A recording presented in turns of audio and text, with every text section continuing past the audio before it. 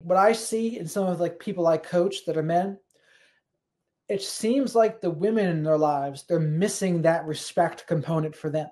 Because when they tell me how they're being talked to, it's like, so the guys will be like, I'm trying to have boundaries, I'm trying to be assertive, but then I'm hearing how the woman's talking to them, and I'm like, you know what? There's just a missing piece here. They are not respecting you. Like, the person that respects you is not going to call you like a P word, is not going to be like you are a coward, you're going to run away, you're going to abandon us, and just talk down to them and belittle them. It's like, you don't talk to someone you respect like that. And it's like, how do you get that point if you don't have it? And to me, what I say to them is, there's really no, if they're not going to listen to your words and they're not going to be intimidated enough by your just presence in your words, the only thing left to do is to walk away. Like, that's the only thing that's going to communicate, I'm not going to accept being treated that way. There's nothing else you can do.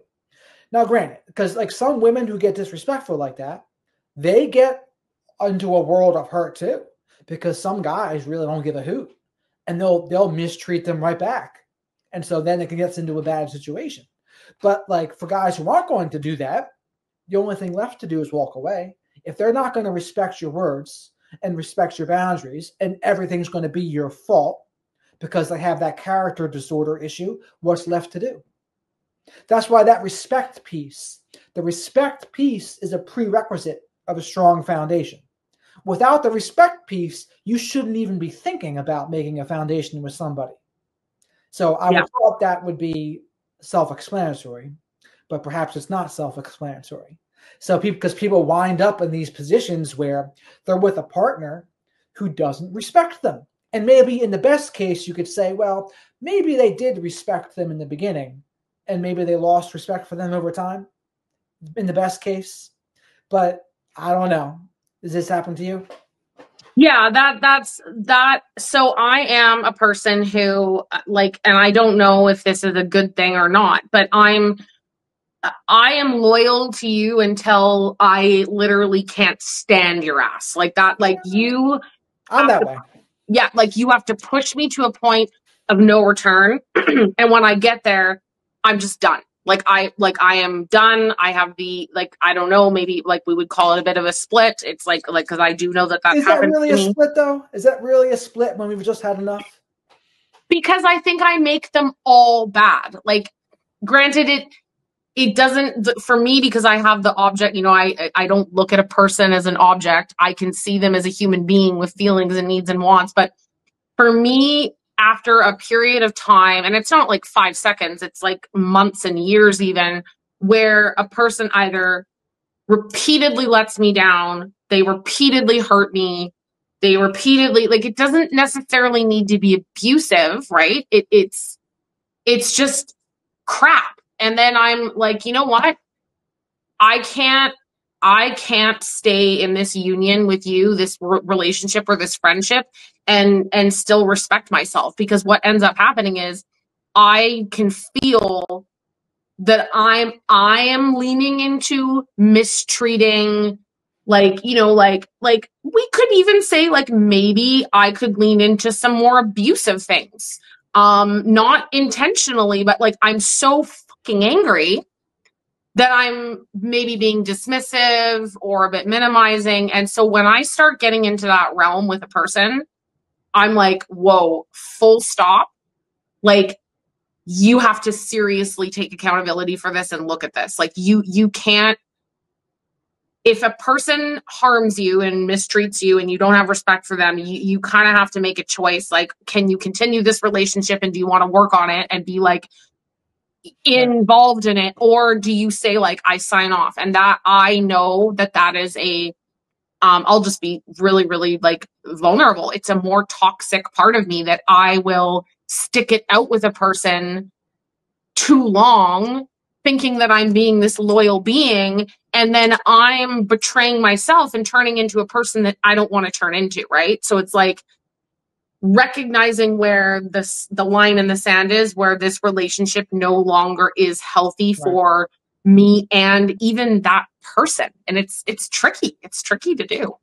Well, there's two things you've made me think of there.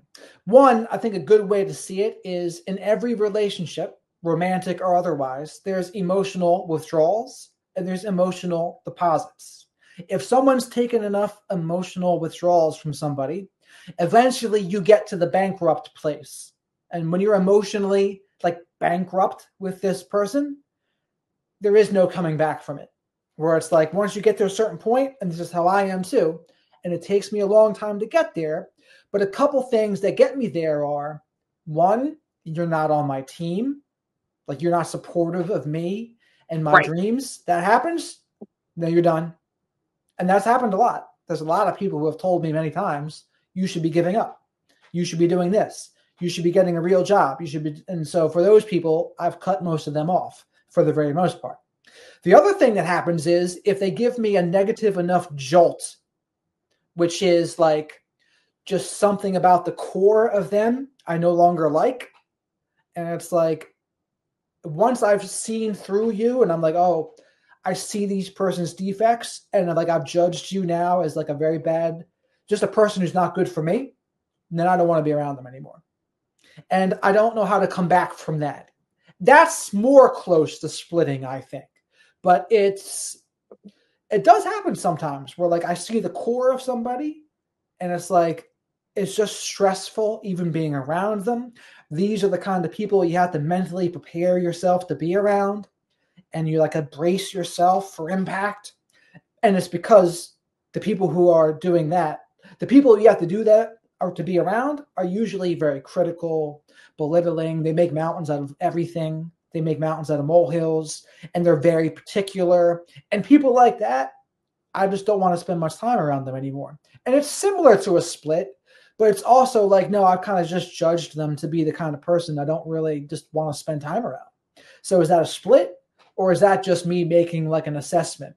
And is there value in me maybe looking past it in some ways? Because I'm thinking of people in my life I haven't gone no contact with, but I have certainly emotionally checked out. I'm emotionally checked out, which is, you can do that, right? You might not physically be absent, but you are emotionally absent. Absolutely. So, but back to what you were saying with it, is there a way perhaps to have those conversations sooner before it gets to the blow up point?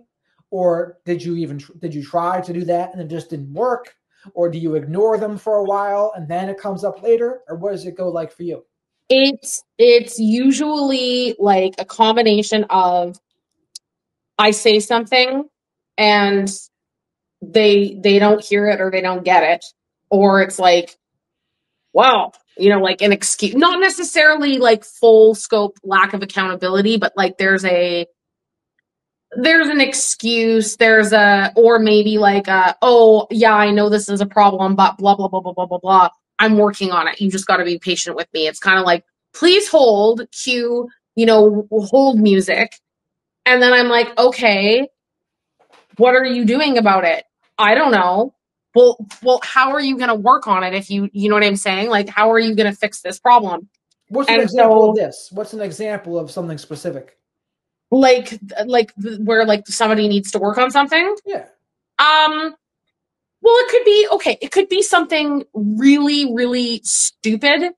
Like I'm being really nitpicky here, but it could be like if you're living with a person and no matter how many times you really nicely say, hey, you know what? Like, could you like not leave your bag and your shoes like strewn across the floor? Like, I'm the kind of person that I'll pick it up and I'll pick it up and I'll pick it up. And then I start to feel resentful because I'm like, no, you're a grown ass adult. Like, how hard is it to not leave your shoes in your bag in the middle of the floor?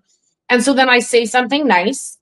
And then they're like, well, it's not a big fucking deal. Like, why are you being such a hag? And then so I like, maybe they don't say that, but, and then over time, it's not just the shoes and the bag. It's like they're leaving more and more and more things all over the place. And I confess, like, I'm a very clean person. I have a clean environment, and that's just kind of how Kelly rips. And so it could be something as nitpicky as that, but it could be something really big. It could be an avoidance behavior. where a person is like, maybe they're coming to me, like a friend is coming to me and they're like, oh my God, I'm so fat. I hate my life. I'm so fat.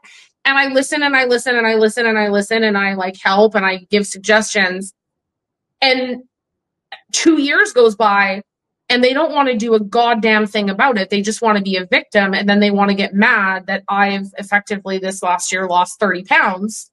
And they'll say things like, oh, isn't it so nice that you did that? And isn't it so nice that you had all this time? And I'm like, I put in hard work and effort to achieve that. So it's that invalidation. But your friends, like that, quote unquote friends, were saying this. So yeah. Envious. They're envious, I guess.